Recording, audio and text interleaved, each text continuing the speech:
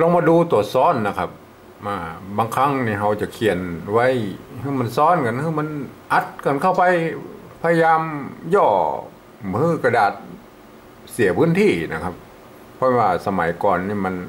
พับษาหรือใบลานมันมีน้อยนะครับ เพราะนั้นจะอัดกันเข้าไปนะครับเอาลองมาดูตัวสอเสือก่อนนะครับดอกสลิดเสมอเหมือนสกัดนะครับ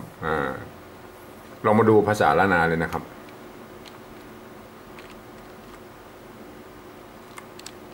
ดอกนะครับอย่างนี้กับดอกนะฮะแบบที่หนึ่งแบบที่สองเอาไม้พัดหรือไม้กักไม้อย่างเนี้ยเอามาแทนตัวกะนะครับไม้กักตัวนี้แทนตัวกะนะครับก็เป็นแบบนี้กับดอกนะครับแต่ถ้าเขียนแบบนี้นะฮะใส่สระเข้าไปมันจะเสียงสั้นหน่อยนะครับดอกนะครับดอกสลิดนะครับสลิดตัวสะนะครับสะตัวละแบบอี้มันอ่านว่าสลิดนะสลิดมันบลิดนะครับถ้าสมมติว่าเราเติมมันต้องเติมห่อไว้อีก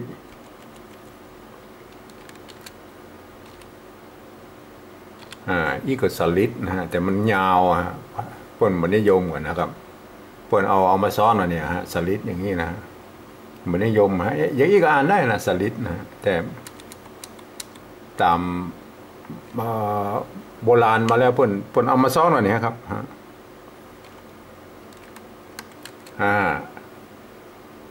สอสะกับละเนี่ยมันมาซ้อนกันเนี่ยก็มันก็เป็นตัวละเนี่ยมันดึงยืมเสียงตัวสะมามันก็เป็นตัวหล่อไปฮะตลิดนะฮะสลิดนะฮะ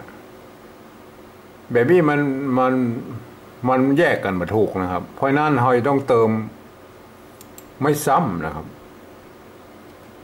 ไม่ซ้ำไว้ตรงนี้จะแสดงว่าตัวนี้มันคนละตัวกันนะสลิดนะฮะเนี่ยสลิดนี่มันแยกกันนะมันเอาต้องไม่ซ้ำนะครับต้องไม่ซ้ำมาแทรกไว้นะครับดอกสลิดนะครับดอกสลิดเสมอนะครับเสมอ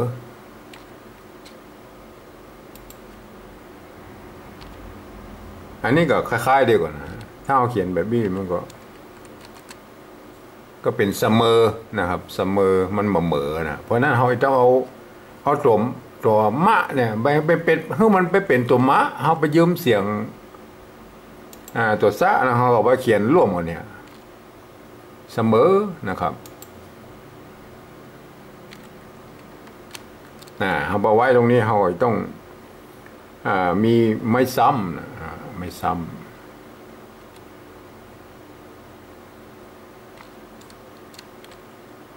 เสมอนะครับเสมออันนี้อ่านว่าเสมอเหมือนนะครับอันนี้มันตุมะแล้วครับอันนี้มันตุมะเสมอเหมือนนะครับสกัดนะครับสกัดสกัดตัวซะตัวนี้มันลองดูก่อนนะ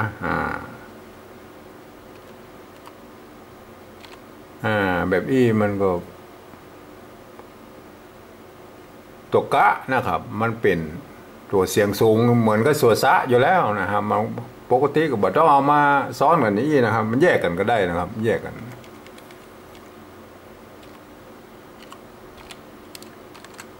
แบบนี้เห็นไหมมีแยกกันก็ได้สกัดนะสกัดนะตัวกะนี่มันเป็นบ่ต้องจำเป็นไปยืมเสียงตัวซะแล้วครับก็เขียนแบบนี้ก็ได้นะสกัดนะครับมันต้องเป็นเหมือนสลิดเนี่ยนะครับลองมาดูภาษาปริวัติแบบสองนะครับแบบที่สองดอก สลิดเสมอ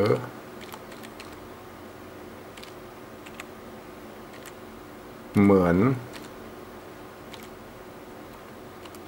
สกัดนะเห็นไหมมันก็พิษทางบนไปนิดเดียวนะเพราะว่ามันภาษาละนามันต้องสกัดนะครับแต่ในภาษาปริวัติแบบสองมันก็ต้องเขียนได้แค่สกัดนะฮะคนเปิ้นหมองหู้นะครับพวกเขาอ่านว่าดอกสลิดเสมอเหมือนสกัดนะครับถ้าคนเปิ้นหู้ภาษาละนานะครับมันก็จะต้องอ่านว่าดอกสลิดเสมอเหมือนสกัดนะครับเปิ้นก็ต้องอ่านเป็นภาษาละนานะครับ